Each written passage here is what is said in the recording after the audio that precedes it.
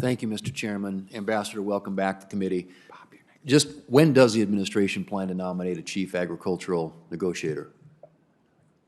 Senator Thune, we have nominated one, and I'm very grateful for Elaine Trevino's willingness to serve, and I look forward to working with her in another capacity that she will take on in the Biden administration. At the moment, I'm working very hard with our administration to name a new chief agriculture negotiator nominee. As soon as possible, I want to assure you here that your interests and mine are absolutely aligned. Okay, well, we're a year into the administration, and it's an expression, I think, of priorities, and I can tell you that there are a lot of farmers and ranchers and agricultural producers, growers around this country who are very, very concerned that the promotion of agricultural exports be a priority, and it doesn't seem like it is. All right, is the administration planning to submit Trade Promotion Authority a proposal request?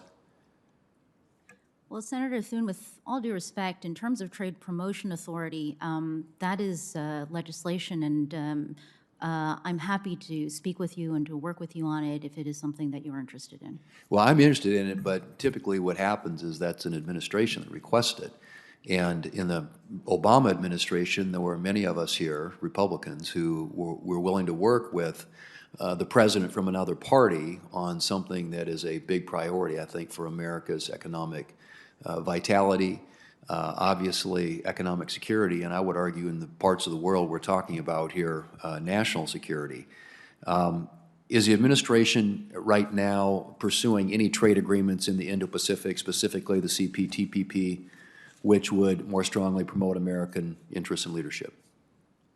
We are pursuing economic engagement in the Indo-Pacific right now. That does not mean the CPTPP.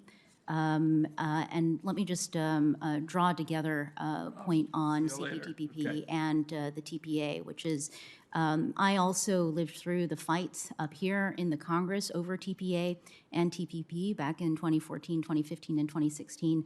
I feel very strongly that American trade policy is at its best, strongest, and most durable when we are acting in the most bipartisan way. And so my commitment to you is, with respect to trade policy,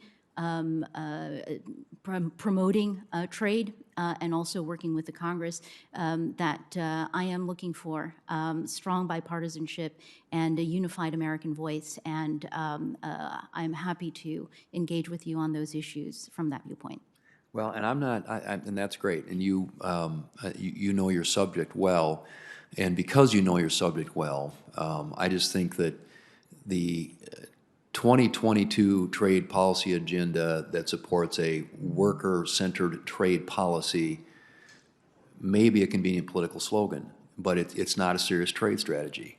And, you know, we're the leading economy in the world for a reason, and a major part of that is because American exporters, and by that I mean farmers, businessmen and women, and innovators and entrepreneurs boldly go into global markets and oftentimes succeed. And just as an example, U.S. farm and food product exports grew from $46 billion in 1994 to more than $177 billion last year. U.S. exports support a lot of good-paying jobs at home and help spread the reach of American influence abroad.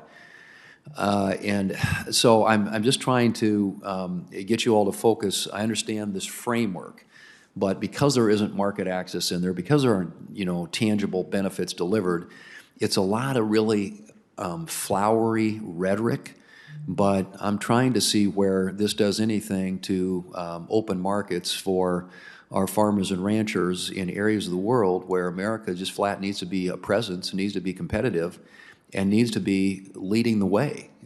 If we are going to isolate China, doing business with a lot of countries in that region just seems like makes a lot of sense. So let me just ask a fairly direct question. Do you agree that farmers, producers, and others that rely on exports and lower cost imports are part of the backbone of our economy?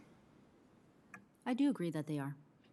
And will the administration work to build upon the success of U.S. exports in the context of any new trade agreements or initiatives? We are doing so across everything in trade policy that we are pursuing right now. And I think a lot of us would differ with that. I would hope that your clear-eyed focus would be market access, creating opportunities that are real, that are meaningful, that are tangible, and, and working with us in a bipartisan way to do that. You expressed a willingness to do that. I would certainly hope that you would, and starting with nominating an ag negotiator. Thank you.